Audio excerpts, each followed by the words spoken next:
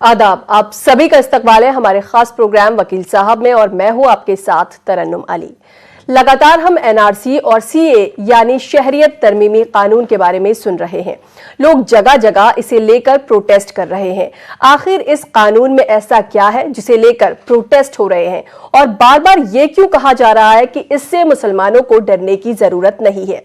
ये सभी जानेंगे सत्यम पांडे से, जो कि लीगल एक्सपर्ट है और सुप्रीम कोर्ट के वकील हैं। आपका इस्तकबाल है हमारे इस प्रोग्राम में। Thank you very much. नाज़रीन, आप भी हमारे इस प्रोग्राम में शामिल हो सकते हैं। अगर आपका भी कानून से जुड़ा कोई सवाल है तो आप हमें कॉल कर सकते हैं। हमें इंतजार है आपके सवालों का।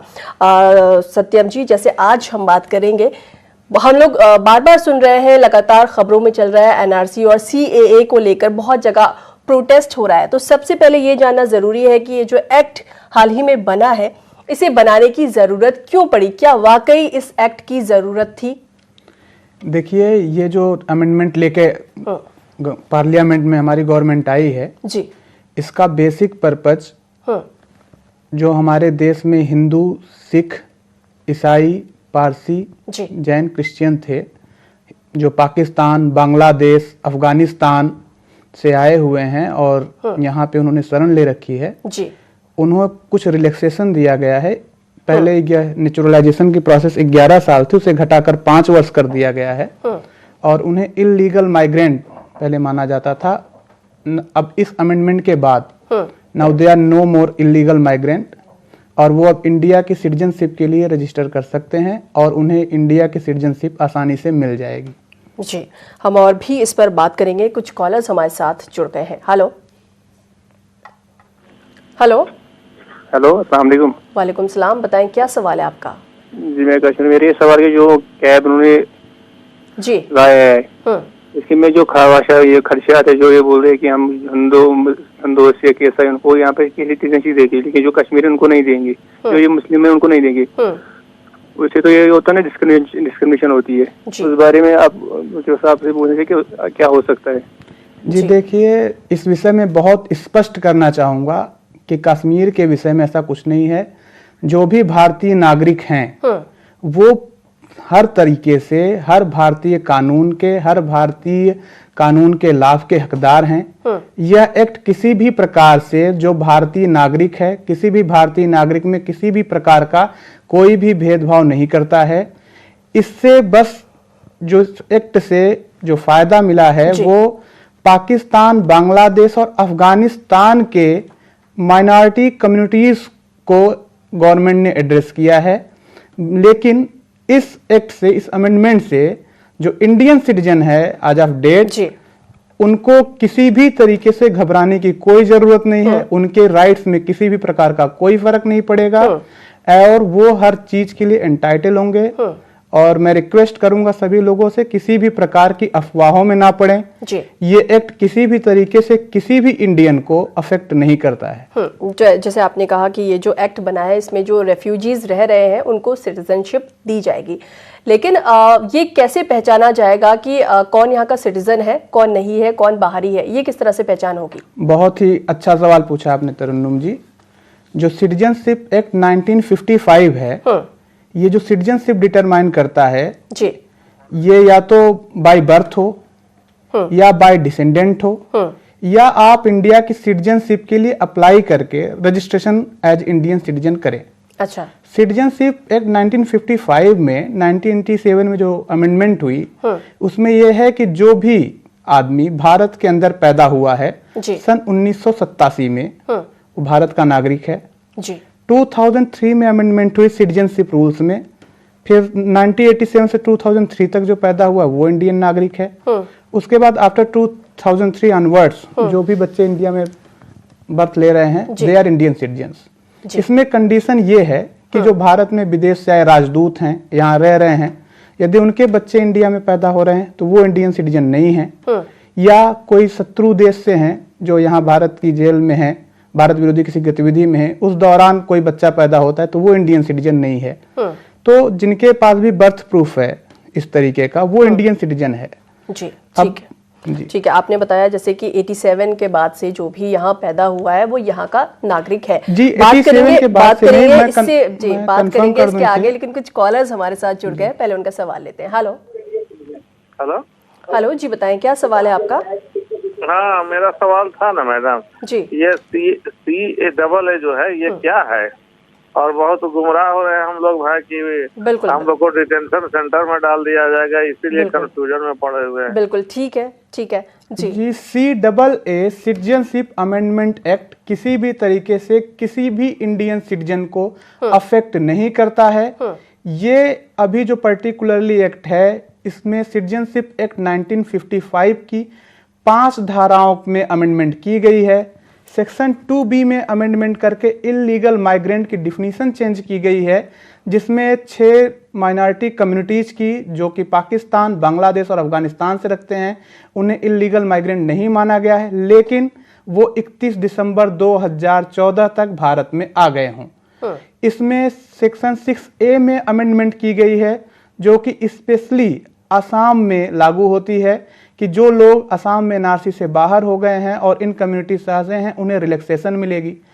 सेक्शन 7 में जो अमेंडमेंट हुई है 7D में, वो ओवरसीज इंडियंस के बारे में है।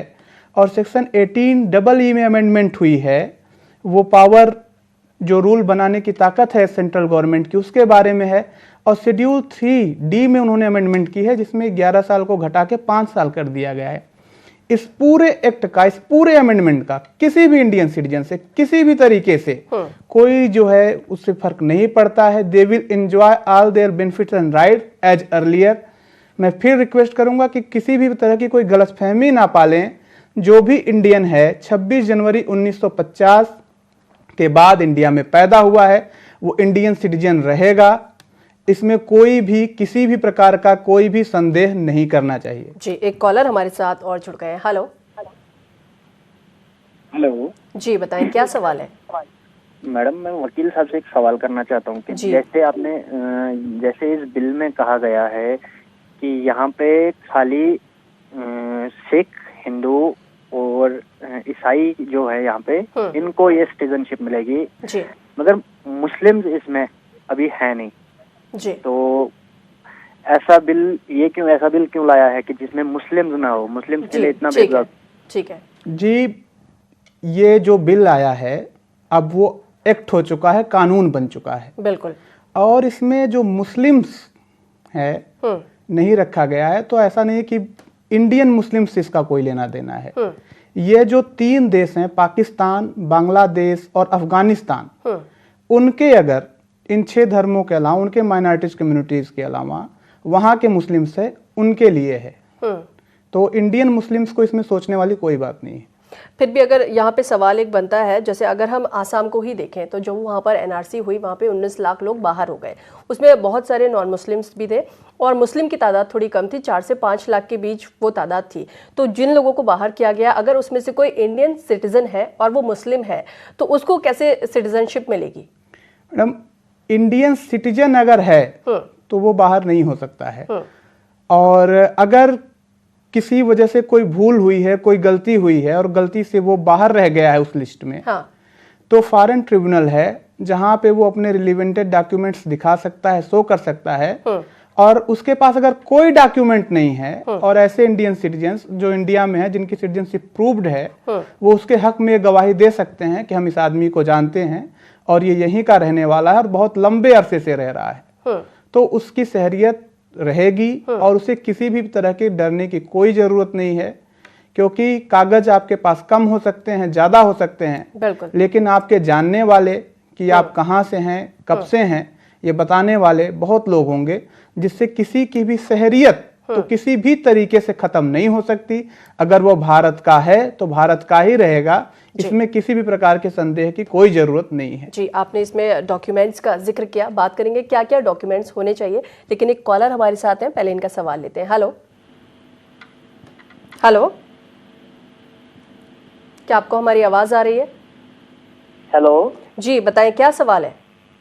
मैम, मेरा सवाल ये है सर से कि जैसे हमारे देश में जितने भी बाहर के लोग रह रहे हैं, जो मतलब कि ये CAA के तहत जो मतलब कि यहाँ से हमारे देश के जितने भी मतलब कि हिंदू हो, मुसलमान हो, जो बाहर के आके रह रहे हैं, इस मतलब के इसके तहत मतलब जो भी छांटा जाएगा लोग, ये हमारे देश के नागरिक नहीं है। जी। तो उसमें से मैम जो मुस्लिम है, मेरे को सुनने में आया था कि जो मुस्लिम है उसको तो भगा दिया जाएगा या सरकार जो भी चाहे उसके साथ मुकदमा करेगी, जी। लेकिन जो गैर मुस्लिम है उसको यहाँ की नागरिकता दी जाएगी। क्या ये सच है मैम? जी ठीक है, असल में जो इनका सवाल है यही सवाल बहुत सारे लोगों का है। जी, ये एक गलत फहमी है और ऐसा कुछ भी नहीं है।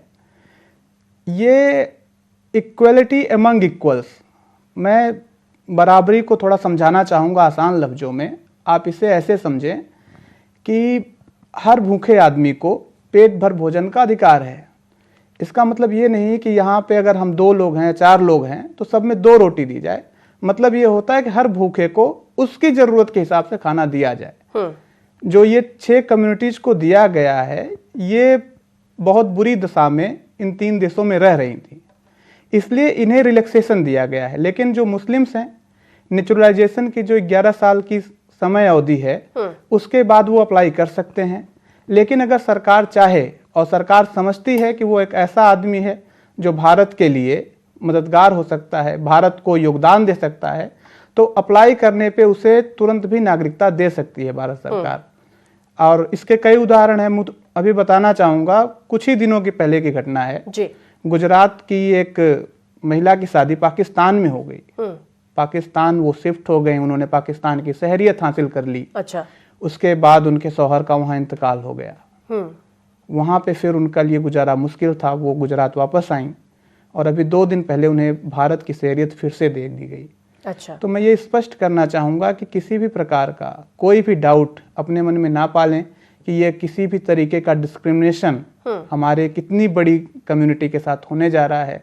ऐसा सपने में भी नहीं हो सकता है। किसी गलत फहमी में आके, किसी ऐसे प्रोटेस्ट में हिस्सा लेके जहाँ पे सारी सरकार की संपत्ति को नुकसान पहुँचा के अपने, मैं देख रहा हूँ नौजवान निकले हैं सड़कों पे, कोई गलत, आप एक दिन प्रोटेस्ट करेंगे, किसी गलत मुकदमे में फंस जाएंगे। एग्जाम्पल दिया कि एक गुजरात की औरत थी, उसकी शादी पाकिस्तान में हो गई, वहाँ पे उनके शौहर की डेथ हो गई और वापस हिंदुस्तान आई, यहाँ की शहरियत उन्हें मिल गई। लेकिन अगर यही चीज़ किसी मुस्लिम औरत के साथ होती है तो क्या उसे शहरियत मिलेगी? मैडम, वो मुस्लिम औरत ही थी। अच्छा, वो मुस्लिम औरत थी, तो यानी कि डरने की ज्यादा जरूरत नहीं। बिल्कुल कोई जरूरत नहीं है।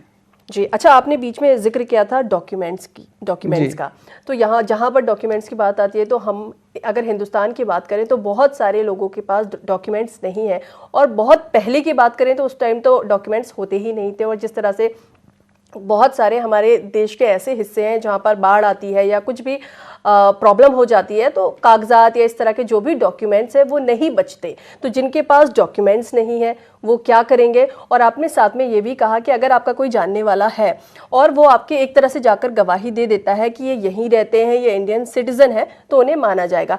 लेकिन कई केसेस में ऐसा हो सकता है कि उसका कोई भी जानने वाला नहीं है, या फिर वो जहाँ पर रहता है वहाँ के लोग उसे चाहते ही नहीं है कि रहे, और उसकी कोई गवाही भी नहीं दे रहा है और वो है इंडियन, तो ऐसे केस में क्या होगा? देखिए, अगर कोई डॉक्यूमेंट नहीं है तो उसके पास फिर ये बचता है कि वो अपने पक्ष में कुछ लोगों को ले जाए जो उसे जानते हों। अब वो ऐसा आदमी है कि उसे ना तो कोई जानता है, ना तो कभी उसने कोई कागज बनवाए जी, तो फिर उसके केस में मुश्किल होगी। अच्छा, जो जैसे आपने कहा कि उसके केस में मुश्किल होगी, तो जो ऐसे लोग हैं जिनको शहरियत नहीं मिलेगी, जो प्रूफ किसी तरह भी नहीं कर पाएंगे, उन लोगों के साथ होगा क्या? उसमें ये देखा जाएगा कि वो कितने वर्षों से भारत में रह रहे हैं। क्या उन्होंने भारत में 11 वर्ष की अवधि पूरी कर ली है? ये इन केस ऑफ, मैं बता रहा हूँ, दीज 6 कम्युनिटीज जिनको सरकार लेके आई है, या इन 6 कम्युनिटीज में भी हैं और 2014 के बाद आए हैं, तो 11 साल की उनकी देखा जाएगा। फिर ये देखेगी सरकार, अपनी एजेंसीज ये देखेगी कि इंडिया में क्या है।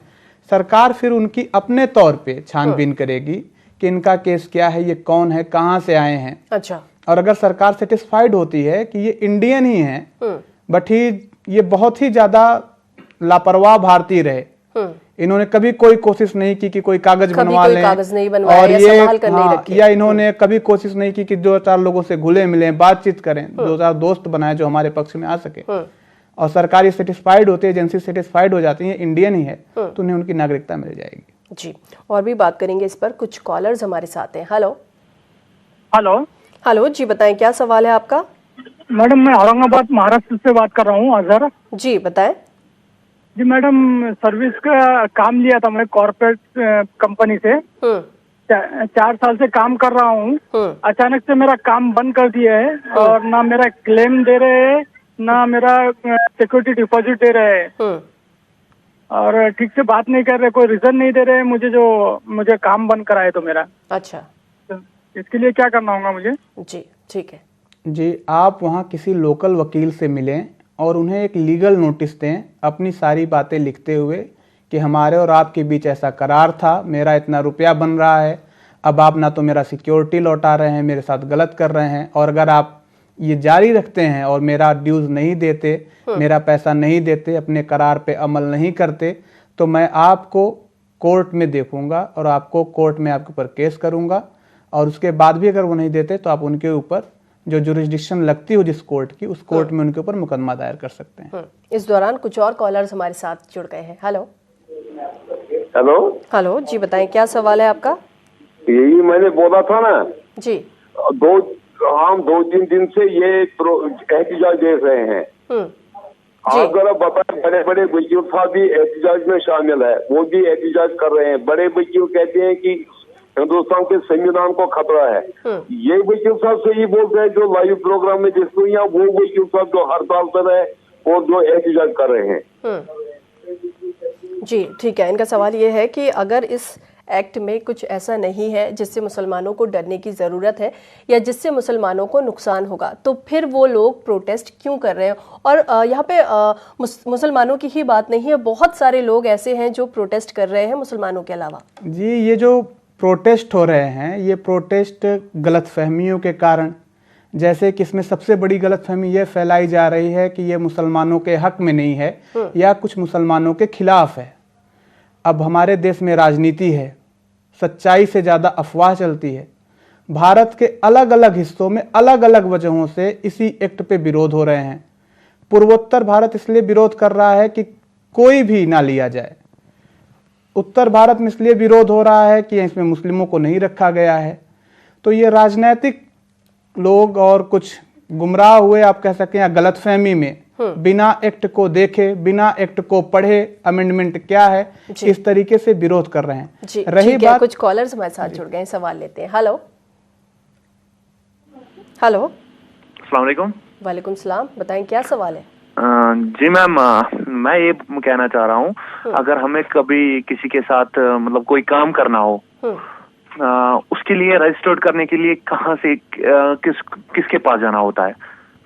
जी, कोई काम शुरू करने के लिए? हाँ, रजिस्ट्रेशन, कोई ऑर्गेनाइजेशन या व्हाटएवर, कोई भी चीज हो। जी ठीक है। जैसे अगर आप कोई व्यापारिक काम करना चाहते हैं और किसी के साथ में करना चाहते हैं तो आप पार्टनरशिप फर्म बना सकते हैं। अगर अकेले दम पे कर रहे हैं तो प्रोप्राइटरशिप फर्म बनेगी, और अगर आप बड़े स्तर पे शुरू करना चाहते हैं तो आपको कंपनी रजिस्टर करानी होगी, जिसमें अगर बहुत ज़्यादा लोग हों, 20 लोगों के करीब।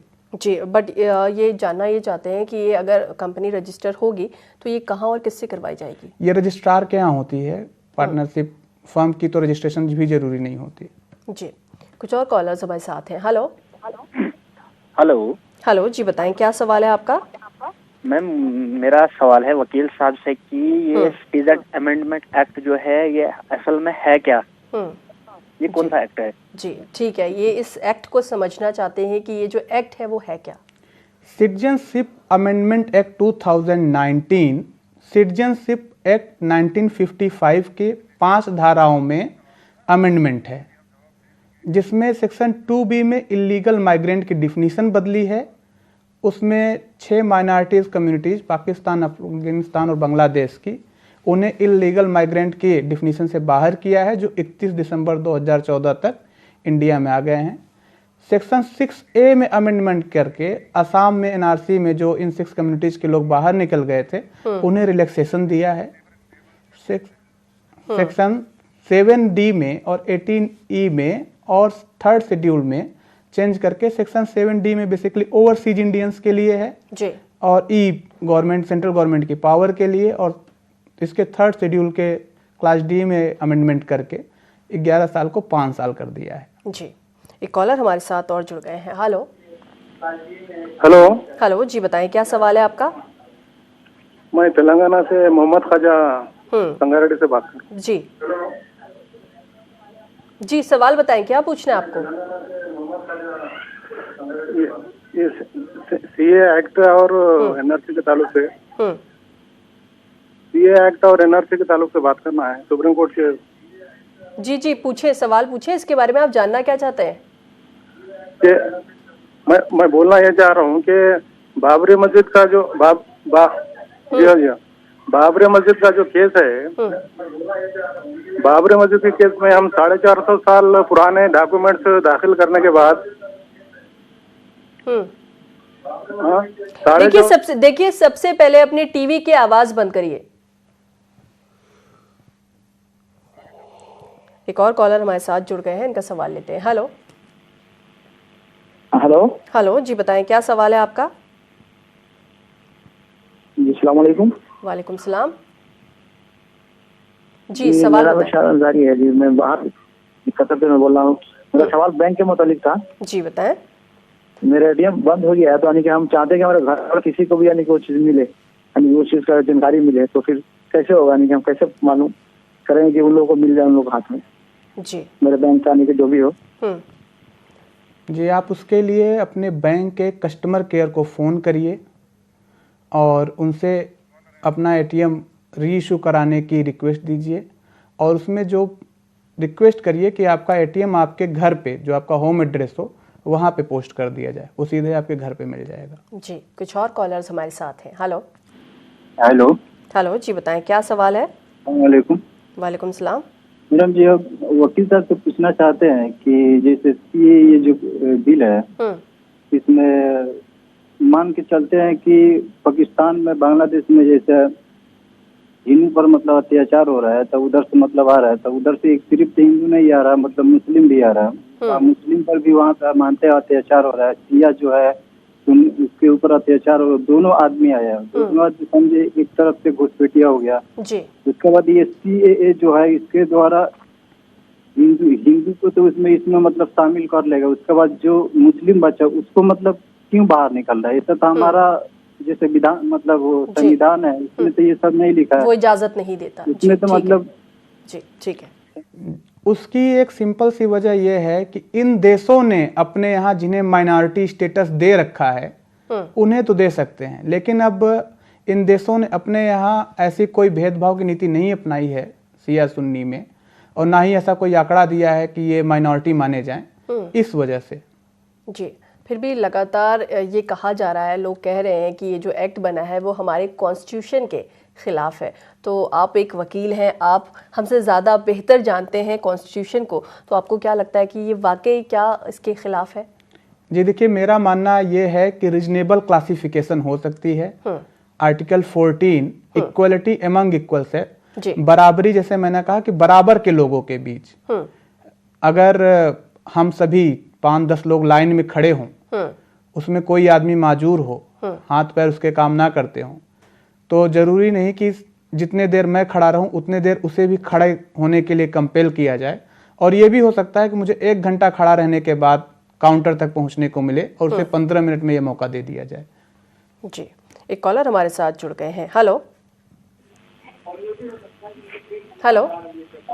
हाँ मैडम, जी वालेकुम सलाम, बताएं क्या सवाल है आपका? दरअसल मेरा सवाल ये है कि जो NRC में लीगल डॉक्यूमेंट्स लगेंगे उसमें मेरे नाम के अंदर में थोड़ा फर्क है, जैसे इलेक्शन ID में जैसे GIR गिर है दस्तक। जी ठीक है। असल में जो इनका सवाल है ये बहुत सारे लोगों का सवाल है, क्योंकि कई बार ये होता है कि हमारे जो भी अलग अलग डॉक्यूमेंट्स हैं उसमें स्पेलिंग मिस्टेक हो जाती है, या फिर डेट ऑफ बर्थ जो होती है वो अलग हो जाती है, बहुत सारी चीज़ें होती है। तो बहुत सारे लोग इस चीज़ को लेकर भी परेशान हैं कि अगर किसी में नाम गलत है या फिर स्पेलिंग मिस्टेक है या फिर पेरेंट्स का नाम गलत है, तो ऐसे लोग क्या करेंगे, उनके लिए क्या रास्ता है? जी देखिए, पहले तो मैं अभी बता दूं, अभी भारत में NRC जैसी कोई चीज़ होने वाली है, इसकी कोई ऑफिशियल इंफॉर्मेशन नहीं है, और अगर ऐसा कुछ होता है तो इसे सरल से सरल सरकार बनाएगी, ऐसी मैं उम्मीद करता हूं। और ऐसी अगर कोई चीज़ होती है कि कोई क्लरिकल एरर है, माइनर मिस्टेक्स हैं, नाम में चेंज है, तो उसके लिए एक सिंपल एफिडेविट देके उस चीज़ को एक्नॉलेज किया जा सकता है, उस चीज को रेटिफाई किया जा सकता है, उसका कोई फर्क नहीं पड़ेगा। जी, इस दौरान कुछ और कॉलर्स हमारे साथ जुड़ गए हैं। हेलो। हाँ, एक सवाल और है मेरा। जी बताएं। मैंने आधार कार्ड को मैं एड्रेस चेंज किया था मैंने, तो आधार कार्ड में सन ऑफ की जगह सी ऑफ एक डाल दिया। तो फिर मैंने उससे पूछा तो बोलता है 2 महीना हो गया चेंज होने से, ऐसा हो गया, ऐसा रूल्स आ गया है, सन ऑफ नहीं सी ऑफ होगा। जी, सन ऑफ अगर आपके पास प्रॉपर डॉक्यूमेंट है, आप जाइए किसी भी बैंक में आधार के काउंटर पे और वो दोबारा चेंज हो जाएगा। सी ऑफ हो गया है तो उनकी गलती है, आप उसे सही करवाइए, वो सन ऑफ हो जाएगा, उसमें कोई डाउट नहीं है। जी, कुछ और कॉलर्स हमारे साथ जुड़ गए हैं। हेलो। हेलो जी, बताएं क्या सवाल है आपका। हेलो। देखिए, सबसे पहले अपने टीवी की आवाज बंद करिए। हेलो। देखिए, अपने टीवी की आवाज बंद करिए सबसे पहले और फिर सवाल पूछिए।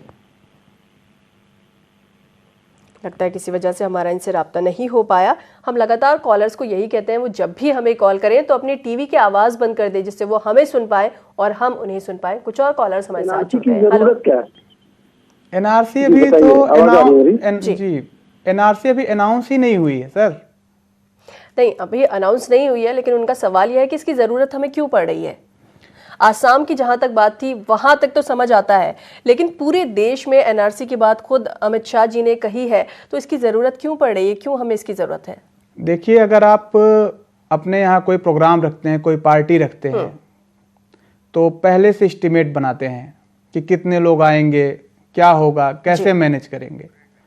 भारत की आबादी बहुत बढ़ चुकी है और आपको पता है भारत के संसाधन बहुत सीमित हैं, तो अपने संसाधनों का लाभ भारतीय नागरिकों को मिल सके सही से, इसीलिए यहाँ की शहरियत की शिनाख्त की बात हो सकती है। लेकिन अभी एनआरसी बहुत कंफर्म नहीं है कि ये आ ही रही है या आएगी तो किस शक्ल में आएगी, अभी कुछ भी नहीं है, ये सिर्फ हवाई बातें हैं, कल्पना में हैं। जी, आपने संसाधनों की बात की तो हम इसके बारे में आपसे और भी बातें करेंगे, लेकिन यहाँ पर वक्त हो गया एक छोटे से ब्रेक का। नाजरीन, हमारे नंबर्स लगातार आपकी टीवी स्क्रीन पर फ्लैश हो रहे हैं। फिलहाल वक्त है एक छोटे से ब्रेक का। इस दौरान कुछ कॉलर्स हमारे साथ जुड़ गए हैं, इनके सवाल लेते हैं। हेलो। हेलो। हेलो, अस्सलाम वालेकुम। जी, वालेकुम सलाम। बताएं क्या सवाल है आपका। जी मैम, मेरा वकील साहब से ये सवाल है कि मैंने अमित शाह जी का एक बयान सुना था जिसमें उन्होंने कहा था कि बौद्ध, जैन, सिख, ईसाई इन सबको नहीं निकाला जाएगा और अगर इनके पास कोई डॉक्यूमेंट भी नहीं है तो उनके खिलाफ कोई कार्रवाई नहीं होगी, लेकिन जो घुसपैठिए हैं उनको निकाला जाएगा। तो मैम, मैं ये जानना चाहता हूँ, ये घुसपैठिए कौन थे? जी, जो इल्लीगल माइग्रेंट उन्हें माना जाता है जो कि किसी बाहर के देश से, विदेश से भारत में आए बिना किसी वैध दस्तावेज के, जिन्हें भारत सरकार मान्यता देती हो, जैसे पासपोर्ट है, वीज़ा है, अगर वीज़ा की ज़रूरत उस देश के लिए भारत ने रखी है तो उसके बिना आते हैं तो उन्हें घुसपैठिया माना जाता है। या वैध दस्तावेज के साथ आए लेकिन उनका वीज़ा एक्सपायर हो गया फिर भी बने रहे, तो इस दिशा में उनको जो है इल्लीगल माइग्रेंट माना जाता है, घुसपैठिया माना जाता है। जी, लेकिन जहाँ तक घुसपैठिए की बात है तो घुसपैठियों का कोई ईमान, कोई धर्म उनका नहीं होता है, वो किसी भी धर्म के हो सकते हैं, तो यहाँ पर कैसे डिसाइड होगा? जी, घुसपैठियों का कोई ईमान धर्म नहीं होता, ये कहना थोड़ा गलत होगा, क्योंकि कुछ लोग मजबूरी में जी आ जाते हैं। जैसे कि अभी आपने देखा होगा रोहिंग्यास का मसला है, अब वहाँ पे उनके साथ एट्रोसिटीज़ हुई तो वो इंडिया में उन्हें आना पड़ा, बांग्लादेश में वो गए, दुनिया के दिगर हिस्सों में गए, मिडिल ईस्ट के भी वार चल रही है तो वहाँ पे यूरोप में सभी गए। तो जो भी आता है आपके यहाँ शरणार्थी घुसपैठिया, तो वो कुछ वजह से आता है। ये वजह हैं इकोनॉमिक हो सकती हैं, ये वजह आउट ऑफ एट्रोसिटी हो सकती हैं, कुछ भी हो सकता है। जी, आपने बीच में संसाधनों की बात कही थी कि आप, हमारी जो सरकार है वो यही चाहती है कि जो संसाधन है वो यहाँ के जितने भी नागरिक हैं उन्हें अच्छी तरह मिले, जो यहाँ पे रह रहे हैं उनको रोज़गार मिले, बहुत सारी चीज़ें हैं जो उनके हक की हैं वो उन्हें मिले। लेकिन जहाँ तक रेफ्यूजीज़ को नागरिकता देने की बात है, शहरियत देने की बात है, सिटीजनशिप देने की बात है, अगर उन लोगों को दी जाती है तो क्या हमारे देश पर ये बोझ और नहीं बढ़ेगा?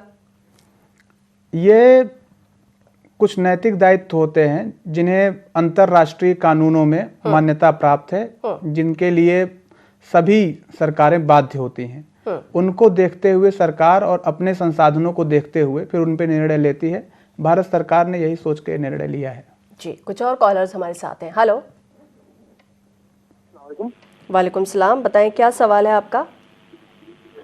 जी, मेरा सवाल ये है कि अभी सीए का जो एक्ट बनाया गया है गवर्नमेंट की तरफ से, नया एक्ट, ये इसमें एक कम्युनिटी को जो है तो इसमें छोड़कर बाकी तमाम कम्युनिटी को पेश किया गया। क्या ये गवर्नमेंट का एक जो रोल बना है या ये हिंदुस्तान के संविधान के बराबर है?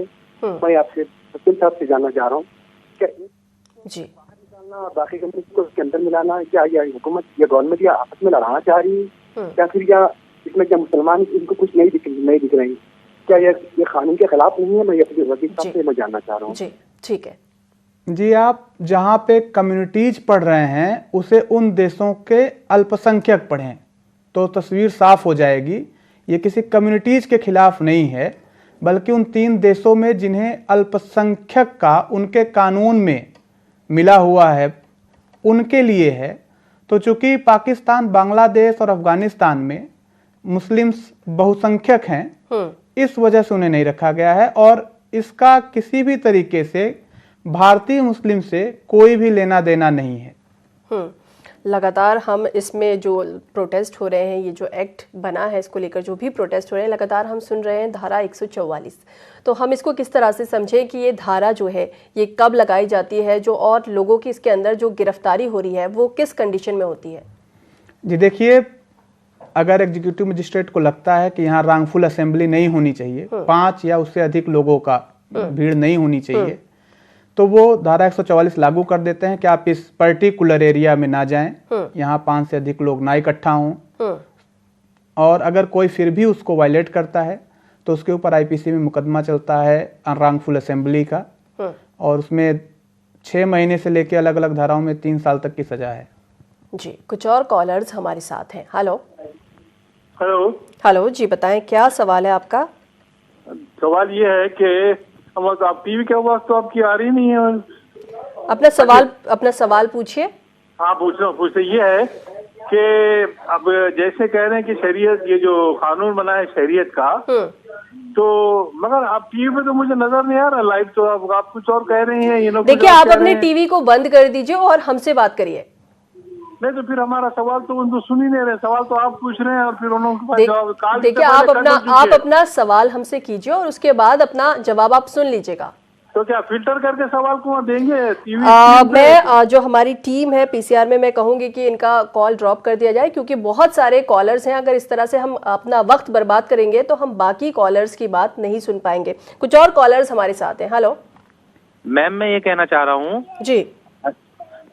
हूँ मेरा एक जगह नाम मोहम्मद आरिफ है, एक जगह आरिफ है, तो उसमें डॉक्यूमेंट में कोई दिक्कत तो नहीं आएगी? जी, कोई दिक्कत नहीं आएगी।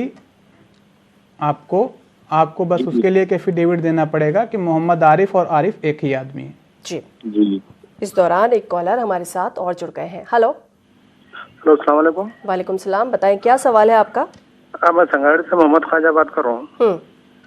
मैडम, ये सुप्रीम कोर्ट में बाबरी मस्जिद का जो फैसला चला जी, 450 साल पहले के डॉक्यूमेंट सबमिट करने के बाद भी वो डॉक्यूमेंट काफी नहीं हुए।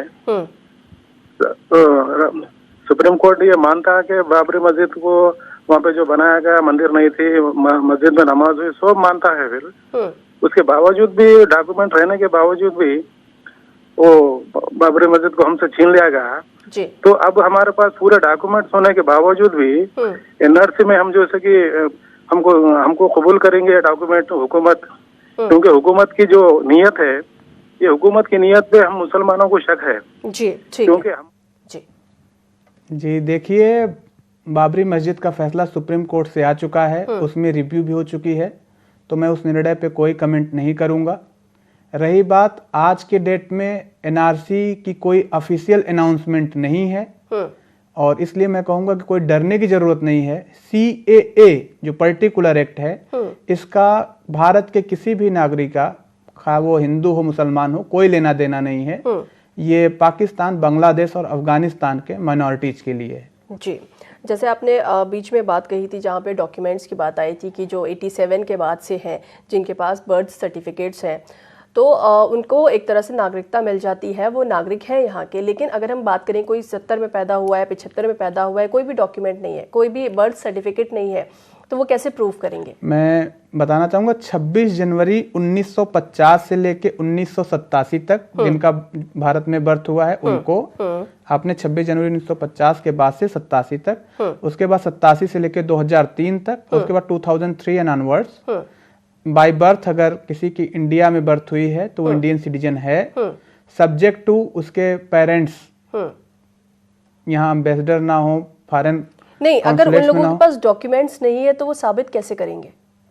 अगर डॉक्यूमेंट्स बिल्कुल नहीं हैं तो वो साबित कर सकते हैं उनके जो जानकार हैं, जो उनको जानने वाले हैं, उनकी गवाही के थ्रू कि इंडियन ही हैं। जी अच्छा, अगर कोई केस ऐसा होता है कि जिसमें आपने जैसे कहा कि डॉक्यूमेंट्स दिखाने हैं, डॉक्यूमेंट्स नहीं है, या फिर जाकर कोई गवाही दे दे तो मान लिया जाएगा, अगर उसके पास गवाह भी नहीं है और जो पेरेंट्स हैं वो उन्हें नागरिकता नहीं मिलती है, नागरिक यहाँ का नहीं माना जाता है और बच्चों को यहाँ का नागरिक माना जाता है, तो उस केस में क्या होगा? नहीं, अगर तो बच्चों को नागरिक मान लिया गया है तो पेरेंट्स तो नागरिक हो ही जाएंगे, क्योंकि ये देखिए एक हाइपोथेसिस है। तो पहले बच्चों को साबित करना है या पेरेंट्स को साबित करना है कि वो नागरिक है यहाँ के? ये ऐसे है कि आपने अपना बर्थ सर्टिफिकेट दे दिया, अब अगर एनआरसी आती है तो कट ऑफ डेट क्या होगी आज की डेट में किसी को नहीं पता। अब अगर आपके पेरेंट्स का फिर वो देखेंगे जी तो रूट सबके मिल ही जाएंगे। मैं यहाँ पे थोड़ा एक बात ऐड करना चाहूंगा कि अगर हम भारत के नागरिकों को ब्रॉडली डिवाइड करें तो भारत में या तो शहरी नागरिक हैं या तो गांव के नागरिक हैं जी। गांवों में सभी एक दूसरे को जानते हैं और गांव के ही लोग यूजुअली कागज दस्तावेज नहीं तैयार करवाते, और जो शहर में रहता है वो अपने राइट्स के लिए अवेयर होता है, क्योंकि शहर में कानून का थोड़ा ज्यादा अमल होता है तो लोगों के पास, शहर के लोगों के पास लगभग सारे कागज होते हैं जी। तो ऐसी कोई भी परिस्थिति जो सिर्फ कल्पना पे ही आधारित हो कि अगर ऐसा हो तो क्या होगा जी, तो मैं समझता हूँ थोड़ा जल्दीबाजी है और ये गलतफहमी की वजह से हो रहा है कि लोग ऐसी ऐसी कल्पनाएं कर ले रहे हैं कि ये नहीं तो ये, ऐसा कुछ नहीं होने जा रहा। जो भारत का नागरिक है वो रहेगा ही रहेगा, कोई सरकार इसे छीन नहीं सकती है। इंडिया का कॉन्स्टिट्यूशन पार्ट 2 जी, section 5 article 5 to article 11 citizenship की बात करता है, वो सिटीजनशिप की राइट देता है। उसी के आर्टिकल 11 का यूज करके सिटीजनशिप एक्ट 1955 आया हुआ है। तो आज की डेट में तो उसमें कट ऑफ डेट 1987, 2003, अभी 2009 तक आ चुकी है जी। जो 26 जनवरी 1950 के बाद पैदा हुए हैं। तो मुझे नहीं लगता है कि कोई ऐसी शर्त रख दी जाएगी कि जो कि लगभग नेक्स्ट टू इम्पॉसिबल हो। अगर लोग इस तरीके की हाइपोथेसिस बुनेंगे कि ऐसे हो जाएगा वैसे हो जाएगा, जैसे कि कोई आदमी कोई चीज जानता ही ना हो, कोई उसके पास दस्तावेज ही ना हो, तो मतलब कैसे होगा फिर? सामान्य अगर बात करूं मैं तो ऐसा भारत में शायद ही कोई नागरिक हो जिसने कभी सरकार से कोई दस्तावेज ना तैयार करवाए हों। जैसे वोटर आई कार्ड की अगर मैं बात करूं तो वोटर कार्ड तो पॉलिटिकल पार्टीज के मेंबर्स हमारे वोट बढ़ जाएंगे लोगों के बनवा देते हैं कार्ड, राशन कार्ड। लेकिन फिर भी बहुत सारे ऐसे लोग हैं, बहुत सारे ऐसे लोगों की तादाद है जो अपने डॉक्यूमेंट संभाल के नहीं रखते या जिन्होंने बनवाए नहीं है या किसी वजह से वो खराब हो गए हैं, जल गए हैं, बह गए हैं, बहुत सारी चीज़ें होती हैं तो नहीं होते हैं लोगों के पास। जैसे आपने बीच में गवाही देने की बात करी है, अपने साथ गवाह ले जा सकते हैं, तो ये गवाह कौन होंगे? हमारे आस पड़ोस के लोग होंगे या ये आपके घर का कोई मेंबर भी हो सकता है, कोई दूर का रिश्तेदार भी हो सकता है? कौन लोग होंगे? ये कोई भी भारत का नागरिक हो सकता है। और गवाह के बारे में एक बात और कहना चाहूंगा, ये हमारी और आपकी जिम्मेदारी आज के युग में नहीं है कि हम सारे कागज संभालते फिरें। मसलन आप एग्जाम्पल के लिए समझें, आज सारी चीजें डिजिटलाइज हो चुकी हैं। आपकी वोटर आईडी है, वो ऑनलाइन सेव पड़ी हुई है, आपका आधार कार्ड है, ऑनलाइन सेव पड़ा हुआ है। इवन अगर आप अलग अलग राज्यों ने अपने लोगों का अलग अलग डेटाबेस तैयार करके अपने पास रखा हुआ है। उदाहरण के लिए बताना चाहूंगा, अगर आप उत्तर प्रदेश या उत्तराखंड के रहने वाले हैं, आपके पास कोई कागज नहीं है, आप अपनी तहसील में चले जाएं, वहां पे अपना परिवार रजिस्टर निकाल लें। आपने भले न रखा हो, आपके पास से भले गायब हो गया, लेकिन सरकार ने रखा हुआ है, वो मिल जाएगा। इवन ऑनलाइन जाके ट्रेस करें, तो भी परिवार रजिस्टर, कुटुंब की नकल ऑनलाइन भी अवेलेबल है। जी, पर ये बहुत मुश्किल है क्योंकि अभी भी हमारे देश में बहुत सारे ऐसे लोग हैं जो ठीक से अपना नाम भी नहीं बोल पाते, तो वो ये सारी चीज़ें कैसे पता लगाएंगे, ये बहुत मुश्किल सवाल है। हमारे साथ कुछ और कॉलर्स जुड़ गए हैं। Hello hello. जी जी जी जी जी बताएं, क्या सवाल है आपका? अपने दिमाग में बुढ़ापा है भाई, इनकी तबीयत खराब है, बुढ़ापा है ना, उम्र भी तो तकाजा है ना, ठंड चल रही है, अच्छे लोग बीमार हो रहे हैं, तो ये है ना। आपका सवाल क्या? अपना सवाल पूछिए। आपका कल का पेपर तो कैंसिल हो गया ना, पोस्टपोन हो गया ना। एक और कॉलर हमारे साथ है फोन लाइन पर, इनका सवाल पूछते हैं। हेलो जी बताएं। जी मैडम, सरकार की नीयत पर सवाल है। सवाल क्या है आपका? सवाल ये है कि मिसाल के तौर पर ये एनआरसी लगाई या लागू नहीं हुई तो हुकूमत को ये कहना चाहिए, लोगों का, मुसलमानों का दिल जीतने के लिए कम से कम इतना करना चाहिए कि तुम पे कोई आफत आने वाली नहीं है। तो इस बारे में मालूम करना था। जी ठीक है। इनका सवाल ये है कि आप लोगों भारत के संविधान पे भरोसा करें जिसने आपको पूरी ताकत दे रखी है, और कुछ भी आपके साथ ऐसा नहीं होगा। किसी गलतफहमी में ना आए, कल्पनाओं पे ना जिए कि ऐसा हो जाएगा, ऐसा कर दिया जाएगा। कुछ नहीं होने वाला। भारत के संविधान ने जो आपको ताकत दी है वो बनी रहेगी। जी, आप यहाँ पर संविधान की, कॉन्स्टिट्यूशन की बात कर रहे हैं, लेकिन बात यहाँ पर यही है कि हमारे संविधान में जो बदलाव हुआ है, जो नया अमेंडमेंट हुआ है, उस पर कैसे भरोसा करें। एक बहुत बड़ी चीज़ होती है किसी देश का संविधान और उसको बदल देना, और उसके खिलाफ बहुत सारे लोग सड़कों पर उतर आते हैं। तो आदमी किस चीज़ का भरोसा करेगा और कैसे भरोसा करेगा? देखिए, ये जो अमेंडमेंट है, मैं क्लियर कर दूं, कॉन्स्टिट्यूशन में नहीं, सिटीजनशिप एक्ट 1955 में है। अभी लेकिन कॉन्स्टिट्यूशन के खिलाफ है, ये कहा जा रहा है। ये कहा जा रहा है, और अभी सुप्रीम कोर्ट के सामने SLP जिसके संबंध में आई हुई हैं, इसमें जो मेनली ऑब्जेक्शन लिया जा रहा है वो ये लिया जा रहा है कि आर्टिकल 14 जो कि राइट टू इक्वलिटी है, उसके वायलेशन में है, क्योंकि इसमें एक पर्टिकुलर कम्युनिटी को बाहर रखा गया है। और इसी बात से सबसे ज्यादा लोगों को ऐतराज भी है। हाँ, और इसमें जो सरकार का आर्ग्यूमेंट है वो ये है कि ये जो है ये रीजनेबल क्लासिफिकेशन है, because the idea of equality जो है वो इक्वलिटी एमंग इक्वल्स का है, और जहां हम जिन्हें ले रहे हैं वो वहां अल्पसंख्यक हैं, और इसका कोई भी लेना देना हमारे नागरिकों से नहीं है। हमने अपने किसी नागरिक में कोई भेदभाव नहीं किया है। ये जो हम ला रहे हैं ये पाकिस्तान, बांग्लादेश, अफगानिस्तान के अल्पसंख्यक हैं। ये रीजनेबल क्लासिफिकेशन है, ये सरकार का मानना है। बाकी इसमें क्या फैसला आएगा इसके लिए हमें और आपको दोनों को इंतजार करना पड़ेगा। ये सुप्रीम कोर्ट के सामने अब SLP जिस पे आ चुकी हैं। जी, कुछ कॉलर्स हमारे साथ और जुड़ गए हैं। हेलो अस्सलाम वालेकुम। जी वालेकुम सलाम। बताएं, क्या सवाल है आपका? मैडम, ये सवाल है कि आप बोल रहे हैं कोई भी परेशानी नहीं है। मेरी बेटी का नाम थोड़ा फर्क हो गया, आसमा बानो को आयशा बानो आ गया है राशन कार्ड में। उसी नाम के बदलाने के लिए मैं कई महीनों से फिर रहा हूँ। इसके बाद को इतनी तकलीफ दे रहे हैं, तो आएंगा कितनी तकलीफ देंगे आप सोचिए। बिल्कुल जी, ये तो जो सरकारी कर्मचारी हैं, यहाँ जहाँ पे आप कर रहे हैं, आप वहाँ किसी रिस्पांसिबल अधिकारी के पास जाएं, उनकी शिकायत करें कि आपको गैर कानूनी तरीके से बार बार दौड़ाया जा रहा है, हैरेस किया जा रहा है, और उनके खिलाफ आप कंप्लेंट करें। बिल्कुल। सवाल सबसे बड़ा यही बनता है कि जैसे नोटबंदी के टाइम पर हुआ था, लोग लाइनों में लगे थे और बहुत वक्त लगा था, बहुत ज़्यादा लोग इसे लेकर के परेशान हुए थे। जैसे अभी इन्होंने जिक्र किया कि सिर्फ इन्हें एक नाम बदलवाना है, लेकिन महीनों से ये चक्कर काट रहे हैं, वो चेंज नहीं हो पाया है। और अभी बहुत सारे कॉलर्स ने भी हमसे यही पूछा, तो आपने कहा बहुत छोटी सी प्रोसेस है, आप जाकर उसे चेंज करवा सकते हैं। ये इतना आसान नहीं है, वो भी हमारे देश में। अगर यहाँ की बात करें तो इतने NRC, एक इंटरनेशनल नेशनल लेवल पर NRC होना और उसके बाद CAA को लागू करना, ये कितना बड़ा काम है, कितना इसमें वक्त लगेगा, कितना पैसा इसमें ज़ाया होगा, कितने लोग परेशान होंगे। देखिए, CAA कानून है जो शक्ल ले चुका है, और NRC एक एडमिनिस्ट्रेटिव एक्शन होगा जो अभी डिसाइड नहीं है। तो उस पर क्या होगा, कैसे होगा, कब होगा, अभी कुछ भी नहीं कहा जा सकता। जी, अब जैसे कि इतने सारे प्रोटेस्ट हो रहे हैं, इतने सारे लोगों को हम सड़कों पर देख रहे हैं, सबकी नज़र सुप्रीम कोर्ट पर है, तो सुप्रीम कोर्ट का इसमें अब क्या रोल है, आपको क्या लगता है?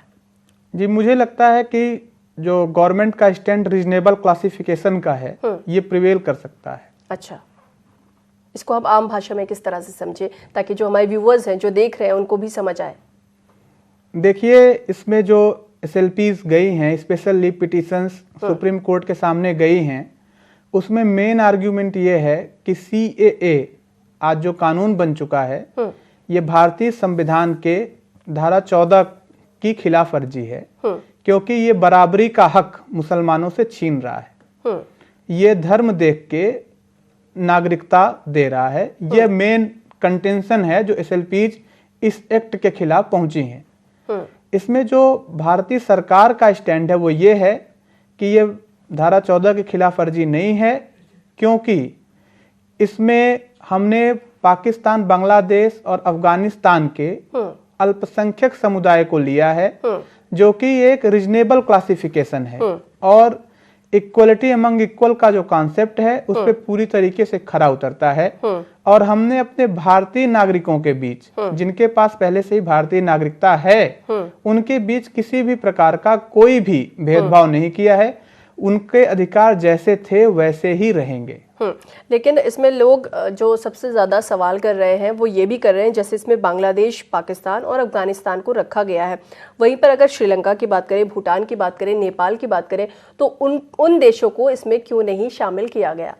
जी देखिए, जब सिटीजनशिप अमेंडमेंट एक्ट 1987 था असम के मामले में, उसमें टर्म यूज किया गया था अनडिवाइडेड इंडिया या इंडिया 1935 एक्ट के समय जी, जिस समय पाकिस्तान और बांग्लादेश दोनों भारत ही हुआ करते थे।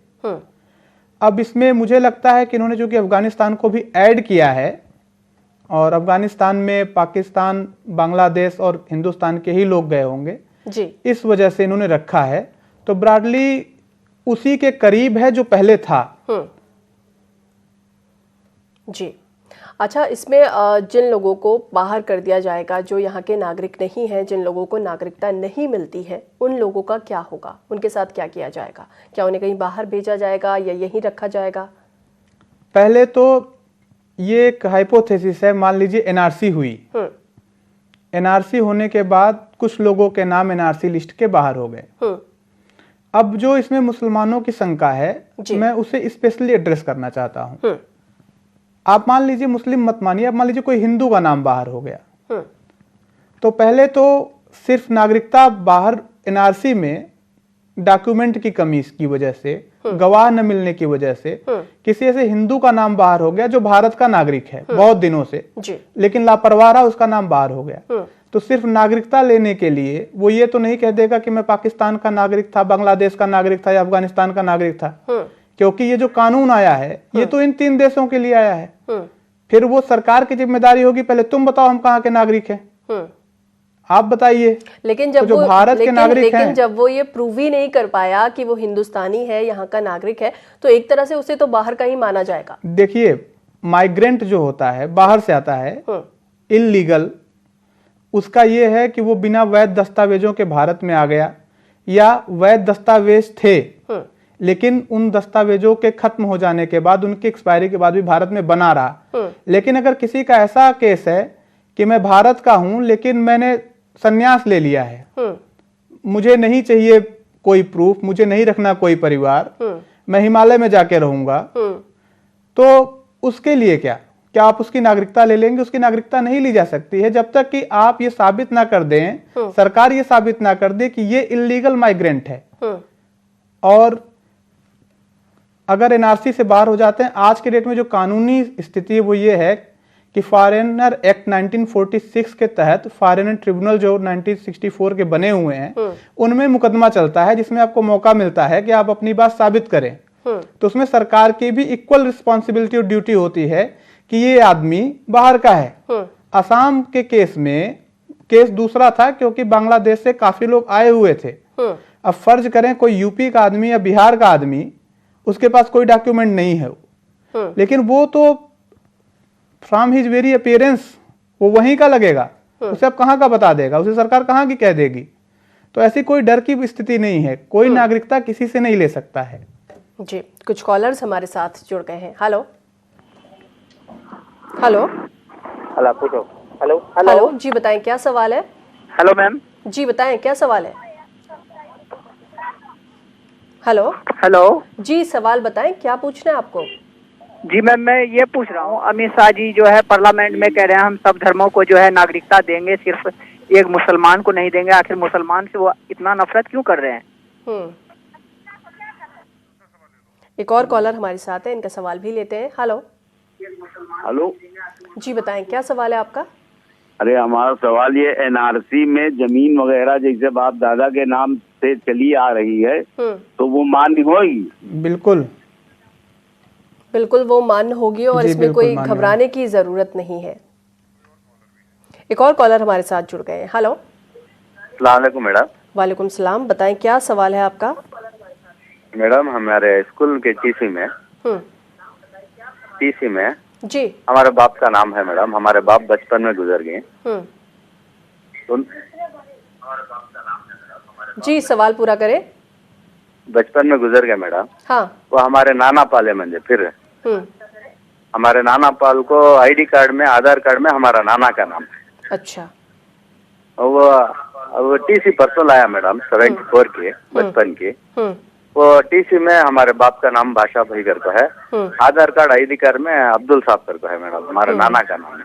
जी उन्होंने पाले सो पूरी जिंदगी मिल गया। जी ठीक है। इसे आपको सही कराना होगा। अगर फादर नेम आपके नाना का नाम हो गया है तो इसे आप एप्लीकेशन देके ठीक करा सकते हैं। लेकिन इन्होंने जैसे बताया कि इनकी टीसी में इनके फादर का नाम है, बाकी जो भी डॉक्यूमेंट्स हैं उसमें नाना का नाम है। जी देखिए, वही मैं बताना चाहता हूँ कि ये सारी जो एरर्स हैं ये क्लरिकल एरर्स हैं। ऐसा बहुत लोगों के साथ होगा भारतवर्ष में कि जिनका वोटर आईडी में नाम स्पेलिंग कुछ हो जाए, आधार में कुछ हो जाए, कई बार तो पिता पति का नाम अलग गलत हो जाता है। तो ये सारे जो क्लरिकल एरर्स हैं ये सारी नहीं काउंट की जाएंगी एनआरसी के टाइम पे कि आप एकदम स्ट्रिक्ट रहें। वो बहुत ही स्पष्ट है कि एनआरसी जब भी होती है तो वो आपके देश में कौन बाहर का है उसे आइडेंटिफाई करने के लिए होती है। अगर आप देश में लंबे अरसे से रह रहे हैं, सारे गवर्नमेंट योजनाओं का लाभ ले रहे हैं और उसमें कुछ नाम गलत हुए हैं या स्पेलिंग मिस्टेक्स है जी। या फादर के नाम की जगह हस्बैंड का नाम आ गया, हस्बैंड के नाम की जगह फादर का नाम आ गया है, तो ये सारी क्लरिकल एरर्स मानी जाएंगी और इसके संबंध में एफिडेविट देके इसे क्योर किया जा सकेगा और किसी को भी इन क्लरिकल एरर से घबराने की जरूरत नहीं है। और मैं फिर कंफर्म करना देना चाहूंगा कि आज की डेट में कोई एनआरसी नहीं है और कब होगी कि नहीं होगी ये भी बहुत बड़ा क्वेश्चन मार्क है। जी कुछ और कॉलर्स हमारे साथ हैं। हेलो हेलो जी, बताएं क्या सवाल है आपका? जी मेरा सवाल यह है कि इंडियन सिटीजनशिप एक्ट 1955 में क्या खामियां थी कि इनको ये एनआरसी या सीएए लाना पड़ा? जी ठीक है।